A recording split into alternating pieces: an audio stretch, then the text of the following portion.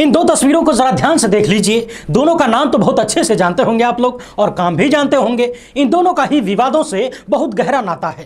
Competition हो जाए तो कौन आगे कौन पीछे बता पाना बड़ा मुश्किल हो जाएगा। कुछ दिन पहले तक पहला दूसरे को टारगेट कर रहा था, अब समय आ गया है कि दूसरा पहले की हवा टाइट कर रहा है और यहां तक कह रहा है कि इसको तुरंत उठा के जेल में डाल देना चाहिए। शायद इसीलिए कहा गया है कि पुरुष बली नहीं होते हैं, समय होत बलवान। इन दोनों के बारे में बड़ी जबरदस्त स्टोरी लेकर आया हूं। आनंद लेते हुए पूरी कहानी को सुनिएगा। और हाँ, एक बात का खास ध्यान रहे कि यदि हंसी आए तो अपने रिस्क पे हंसिएगा भाई, क्योंकि इनमें से एक का संबंध वहां तक है, डी तक, और जो दूसरा है उसकी भावनाएं बहुत तेजी से आहत हो जाती हैं, चट से मानहानि का मुकदमा कर देता है। इसके साथ ही हम आपको जनता का फैसला भी बताएंगे और वो फैसला है नई संसद भवन के उद्घाटन को लेकर। यकीन मानिए जनता ने ऐसा जवाब दिया है कि यदि ये सर्वे रिपोर्ट उनके पास पहुंच जाए, उनके पास, तो कैंची चलाने से पहले अटक जाएगी, हाथ कांपने लग जाएंगे कि जनता उनके बारे में क्या सोच रही है। कुछ साल पहले ऑल्ट न्यूज के संस्थापक मोहम्मद जुबैर के खिलाफ कई मुकदमे दर्ज हुए थे। अब हाई कोर्ट ने दिल्ली पुलिस को टेबल पर खड़ा कर दिया है, वो भी मुर्गा बनाकर।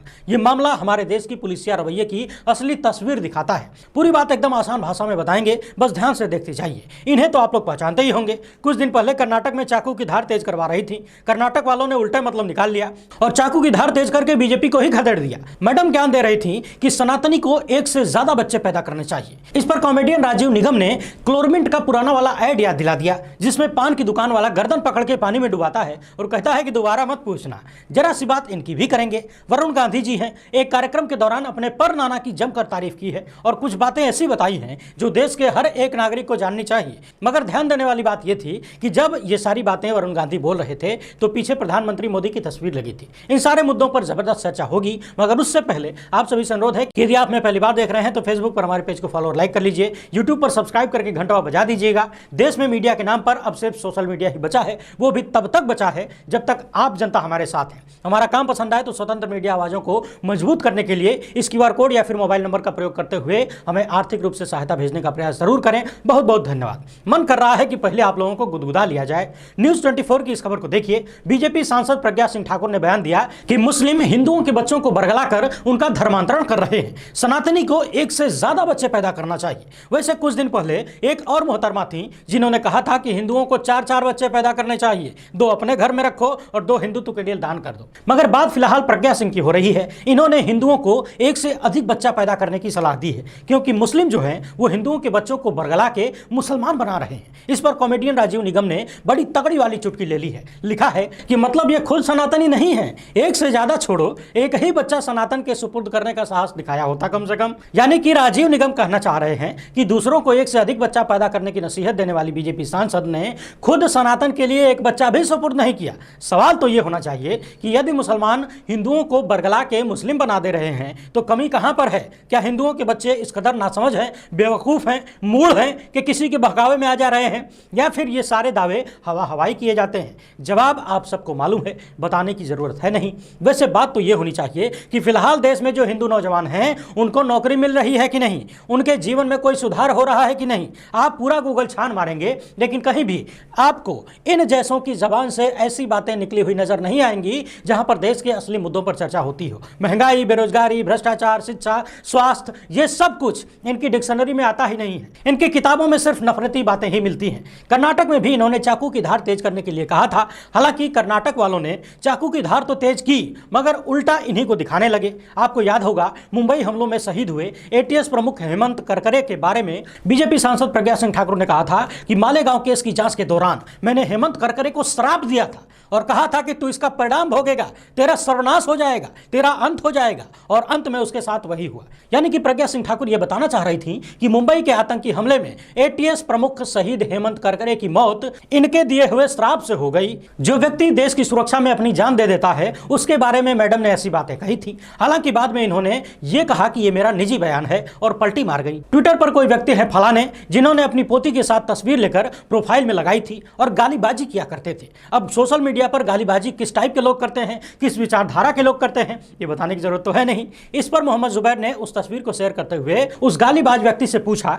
कि अपनी पोती के साथ प्रोफाइल तस्वीर का उपयोग करते हुए अपमानजनक भाषा का उपयोग करना कहां तक ठीक है, नहीं करना चाहिए। और इस तस्वीर में जुबैर ने पत्रकारिता के नियमों का ध्यान रखते हुए नाबालिग लड़की के चेहरे को ब्लर कर दिया था और लिखा था कि हेलो मिस्टर फलाने, क्या आपकी प्यारी पोती पोती को सोशल मीडिया पर लोगों को गाली देने के आपके पार्ट टाइम जॉब के बारे में पता है, मैं आपको सुझाव देता हूं कि अपनी प्रोफाइल तस्वीर बदल दीजिए। इस बात को लेकर मिस्टर फलाने पहुंच गए पुलिस के पास और अपनी पोती के साइबर यौन उत्पीड़न का आरोप लगाते हुए कई सारी शिकायतें दर्ज करा दी। जुबैर के खिलाफ एफआईआर में पॉक्सो समेत कई धाराओं में अपराध दर्ज करा दिए गए।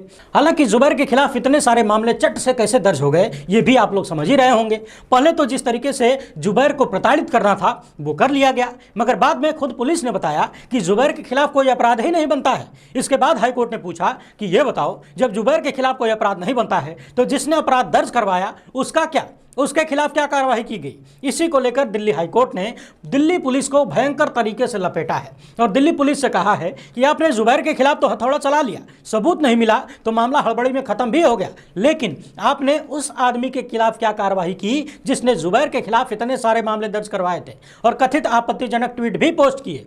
हालांकि मोहम्मद जुबैर के खिलाफ ये सब कुछ कैसे हुआ, क्यों हुआ, किसके इशारों पर हो सकता है, ये सब कुछ आम जनमानस समझता है। हाईकोर्ट की इस टिप्पणी के बाद मोहम्मद जुबैर ने एक और ट्वीट किया है और लिखा है कि दिल्ली हाईकोर्ट दिल्ली पुलिस से पूछ रहा है कि जगदीश सिंह नाम का वो व्यक्ति जिसने मेरे खिलाफ हेट स्पीच का प्रयोग किया उस पर क्या कार्रवाई की गई। इस बीच जगदीश सिंह का ट्वीट देखिए जिसमें जगदीश सिंह ने मोहम्मद जुबैर को ट्रोल करते हुए लिखा है कि ये कंट्री तुम्हारे गैंग के लिए सेफ नहीं है और पत्रकारों की माइक के सामने बंदूक लगा दिया गया है। इस तस्वीर को देखते रहिए। ऐसे लोगों के खिलाफ सख्त से सख्त कार्रवाई होनी चाहिए। ये अपनी हद न भूलें और सत्ता के संरक्षण में कानूनों का दुरुपयोग न कर पाएं। अब देखना यह है कि हाईकोर्ट की लताड़ के बाद भी दिल्ली पुलिस में कुछ सुधार आता है, कार्यवाही होती है कि नहीं। पीलीभीत के कार्यक्रम के दौरान सांसद वरुण गांधी ने पूर्व प्रधानमंत्री और अपने परनाना की जमकर तारीफ की है और कहा कि पंडित नेहरू ने ऐसे कई फैसले लिए जिनसे भारत की राजनीति में इतिहास रचने का काम किया गया।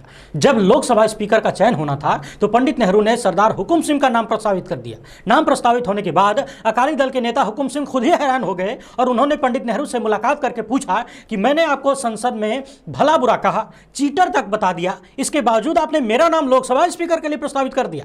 इस पर नेहरू ने सरदार हुकुम सिंह को जवाब देते हुए कहा कि देश में हर तरफ नेहरू नेहरू के चर्चे हैं, ऐसे में देश के बड़े पदों पर ऐसे लोगों को भी होना चाहिए जो नेहरू की आलोचना करने में सक्षम हो। यानी कि पंडित नेहरू ने अपने घोर आलोचक को, खुद को चीटर बताने वाले को भी लोकसभा स्पीकर बनाया अपनी इच्छा अनुसार। वैसे भी ये बात दुनिया जानती है कि दुनिया के इतिहास में शायद पहली बार ऐसा हुआ होगा जब विपक्ष के नेताओं को कैबिनेट मंत्री बनाया गया नेहरू के कार्यकाल में, वरना आज तो हालत यह है कि अपनी ही पार्टी के लोगों के मुंह पर टेप लगा दिया गया है। विपक्ष के नेता संसद में बोलें तो संसद से बाहर कर दिए जाते हैं, माइक बंद हो जाता है, यहां तक कि संसद टीवी पर आवाजें गायब हो जाती है। बहरहाल लोगों को झूठ के सहारे कुछ दिनों तक इधर उधर टहलाया जा सकता है व्हाट्सएप यूनिवर्सिटी के जरिए, मगर इतिहास बदलता नहीं है। पहले बात कर लेते हैं रामदेव और भाजपा सांसद ब्रजभूषण शरण सिंह की। इसके बाद आपको नई संसद के उद्घाटन पर किए गए सर्वे में जनता का चौंका देने वाला जवाब दिखाएंगे। पिछले कई महीनों से आप लगातार देख रहे होंगे कि ब्रजभूषण शरण सिंह रामदेव के कई प्रोडक्ट को लेकर सवाल उठा रहे थे। उन्होंने रामदेव की कंपनी पतंजलि पर सवाल उठाया कि इनके घी में मिलावट है, क्योंकि इतने कम दाम में गाय का देसी घी बनाया नहीं जा सकता, बेचना तो बहुत दूर की बात है। इसके साथ ही ब्रजभूषण सिंह ने रामदेव के टूथपेस्ट यानी मंजन पर भी सवाल उठाया था और कहा कि एक बार हमने रामदेव का मंजन कर लिया, हमारा मुंह खराब हो गया। रामदेव ने मंजन में बहुत ज्यादा लौंग का प्रयोग कर लिया है, इसीलिए मुंह छिल जाता है। यानी कि खुले मंच से पतंजलि के प्रोडक्ट की आलोचना ब्रजभूषण सिंह लगातार करते रहे, मगर पिछले कई महीनों से ब्रजभूषण सिंह खुद ही गर्दिशों में चल रहे हैं। देश की पहलवान बेटियों ने यौन शोषण का गंभीर आरोप उनके ऊपर लगाया है। हालांकि सरकार पूरी तरह से उनके बचाव में खड़ी है, कोई दिक्कत नहीं है। सरकार की मनमानी ने हालात इतने बिगाड़ दिए कि सुप्रीम कोर्ट ने जब दिल्ली पुलिस को लताड़ लगाई तब जाकर मुकदमा दर्ज हुआ, मगर पॉक्सो के तहत मुकदमा दर्ज होने के बाद भी, जिसके तहत 24 घंटे के भीतर गिरफ्तारी हो जानी चाहिए थी, अभी तक कोई कार्यवाही सामने नहीं आई।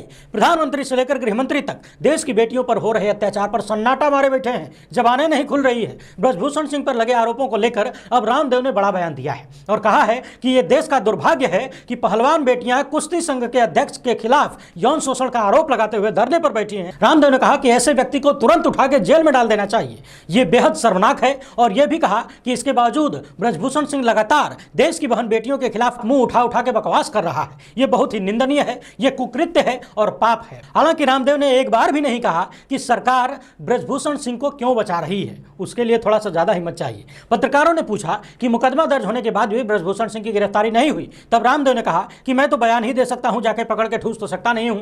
वैसे रामदेव की बात तो बिल्कुल सही है। जिन लोगों पर महिलाओं के साथ, देश की बेटियों के साथ यौन शोषण करने का गंभीर आरोप लगा हो, उन्हें तुरंत जेल में ठूस देना चाहिए। मगर रामदेव ये बताना भूल गए कि अपनी यूनिवर्सिटी के भीतर लोगों के घरों पर अवैध कब्जा करने वालों के साथ क्या करना चाहिए, जैसा आरोप रामदेव पर लगा हुआ है और उसके तमाम साक्ष्य मौजूद हैं। मामला संभवतः कोर्ट में भी चल रहा है। रामदेव ये भी बताना भूल गए कि शुद्ध शाकाहारी होने का दावा करने के बावजूद मंजन में हड्डियों का चूर्ण मिलाने वालों के साथ क्या करना चाहिए। रामदेव ये भी बताना भूल गए कि फर्जी दावों के साथ दवाइयां बेचने वालों के साथ क्या करना चाहिए, अपनी कंपनी की दवा बेचने के लिए झूठा प्रचार करने वालों के साथ क्या करना चाहिए, जिसका प्रोडक्ट सेना की कैंटीन से निकालकर फेंक दिया जाए, ऐसे फर्जी सामान बनाने वाली कंपनी और उसके मालिक रामदेव के साथ क्या करना चाहिए। जिस पतंजलि कंपनी की दवाएं नेपाल जैसे देश में पूरी तरह से बैन कर दी गई हैं, पूरा प्रोडक्ट ही बैन हो गया है, उस कंपनी के साथ क्या क्या करना चाहिए। और जो व्यक्ति सरेआम मंच से यह कह दे कि महिलाएं कुछ ना भी पहने तो अच्छी लगती हैं, उसके साथ क्या करना चाहिए।